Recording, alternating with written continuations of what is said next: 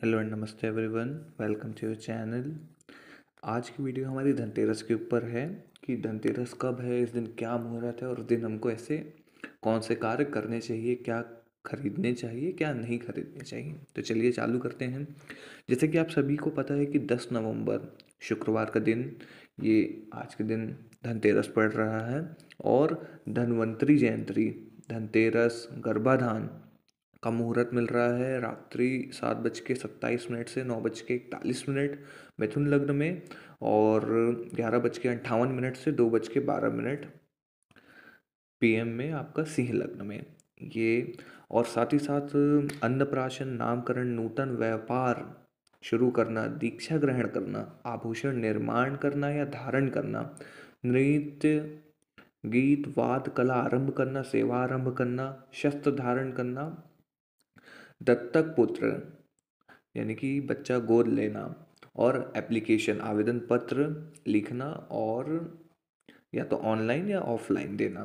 तो ये सभी मुहूर्त हमको मिल रहे हैं 6:45 एएम से 9:02 तक का। और फिर इसके बाद यही मुहूर्त फिर हमको मिल रहा है 12:53 से 2:24 तक।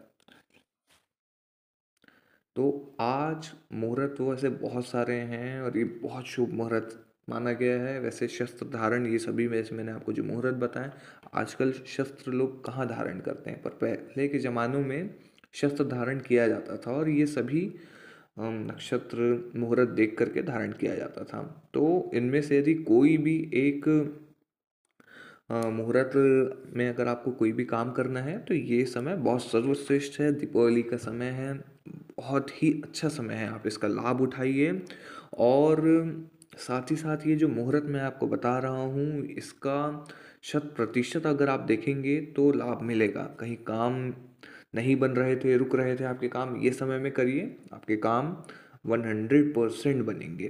तो चलिए आगे बढ़ते हैं हमारी आज के वीडियो में। जैसे कि आप सभी जानते हैं कि आज धनतेरस की वीडियो हम लेकर के आए हैं। तो 10 नवंबर शुक्रवार का दिन, इस दिन धनतेरस के दिन आप क्या क्या खरीदी कर सकते हैं। तो इस दिन सोना, चांदी, सोने की गिन्नियाँ होती है ना, सिक्के, उसे खरीदना, चांदी के बर्तन खरीदना या कांसे के बर्तन, पीतल के बर्तन, नॉर्मल बर्तन खरीदने, आपके झाड़ू खरीदना, धनिया खरीदना, यहाँ तक का वाहन खरीदना, कुबेर यंत्र खरीदना, ये सभी को शुभ माना गया है।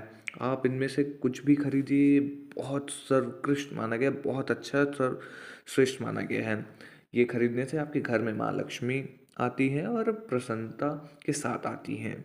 ये बात हो गई कि क्या खरीदना चाहिए। अब क्या नहीं खरीदना चाहिए या किस चीज़ की खरीदी से बचना चाहिए, जैसे कि काले वस्त्र हो गए, प्लास्टिक की चीज़ें हो गई, लोहे की वस्तु हो गई, शीशे की वस्तु हो गई, आईना, मिरर, है ना, या फिर तेल, घी, यानी इन सभी चीज़ों को खरीदने से बचना चाहिए। अ, तेल, घी ये मैं इसलिए बोल रहा हूँ, जैसे कि जानते हैं कि ये समय है आपका साधना का, स्पिरिचुअली ऊपर उठने का। तो खाने की वस्तु और ये सभी वस्तु उस तरफ ध्यान न जाए, इसीलिए ये इसका सीधा सा कारण है, और कुछ इसका अलग कारण नहीं है। तो इन सभी चीज़ों को खरीदने से आपको बचना चाहिए, बचाव करना चाहिए। अब मैं आपको कुछ ऐसे कार्य बताने वाला हूँ जो कि धनतेरस के दिन आप करें।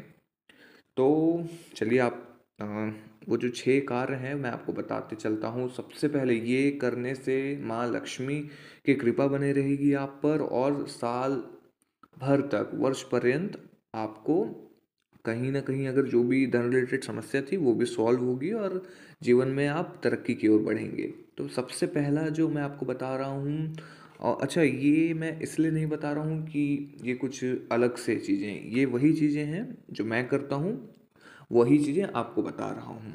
ठीक है, इसका और बहुत 100% लाभ मिलता है और मैंने अपने साथ साथ जो जिन्हें भी बताया है उनकी तरफ से भी फीडबैक बहुत अच्छा आया है, लोगों के जीवन में बदलाव आया है। तो मैं चाहता हूँ कि आप भी इसे करें। सबसे पहला है कि शंख पुष्पी का पंचांग, 5 अंग होते हैं, पंचांग यानी 5 अंगों को बोला जाता है। उसके पत्ता मिल जाए, उसकी टहनी मिल जाए, कुछ भी मिल जाए, है ना, जो भी मिले, उसे जल में मिला करके आप पूरा परिवार स्नान करें। थोड़ा थोड़ा एक एक लोटा, या फिर नहाने के बाद भी एक लोटा डाल लीजिए, चलेगा। दूसरा हम बात करें तो धनतेरस के दिन घर के मेन डोर पर चमेली का तेल मिलाकर पीले सिंदूर से स्वास्तिक बनाकर उसकी पूजन करें, और घर के सामने में साफ सफाई रखें और स्वास्तिक की विधिवत पूजा करिए। पंचोपचार, षोडशोपचार आप जैसे कर सकते हैं, नॉर्मल घी के दिया कपूर से जैसे भी करें, पर स्वास्तिक बनाइए पहले सिंदूर से चमेली का तेल मिला के, और उसकी पूजन करिए। तीसरी अगर हम बात करें तो शाम के समय पितरों के निमित्त अम, उत्तर दक्षिण दिशा में, उत्तर नहीं दक्षिण दिशा पर मुख करके, उसको जो दिए का मुख होगा वो उसको दक्षिण की दिशा में मुख करके घी का एक दिया जलाइए पितरों के निमित्त। आप जो पूजन में जलाएंगे वो अलग रहेगा, है ना। अब इसी में ही हम एक और पॉइंट ले लेते हैं, वो है कि मुख्य दरवाजे पर भी आप एक दिया प्रज्वलित करिए। मंदिर पे आप जो जलाएंगे वो ईश्वर के निमित्त रहेगा, वो अलग रहेगा, ठीक है। हम अगले पॉइंट की तरफ आगे बढ़ें तो ये हमारा आखिरी पॉइंट है, छठवां पॉइंट जो है ये है कि गाय को रोटी में घी लगा कर दें, है ना। जैसे कि गाय को रोटी आप दे रहे हैं तो उसमें घी लगा लीजिए, गुड़ रख लीजिए, और घर के सभी सदस्यों से स्पर्श कर लीजिए, खासकर मुखिया जो है घर का, यानी कि जो घर के बड़े हैं, उनसे स्पर्श करा लीजिए। आप देखेंगे, आप ये इस कार्य करेंगे, आप इसमें से जो जितना बन सके, जरूरी नहीं कि सब 6 कार्य करने, जितना हो सके वैसे 6 कार्य कर सकते हैं। बहुत सिंपल सिंपल से हैं ये, करिए आप। वर्ष पर्यंत देखेंगे कि माँ लक्ष्मी की कृपा आप पर बने रहेगी, आप पर और आपके परिवार पर।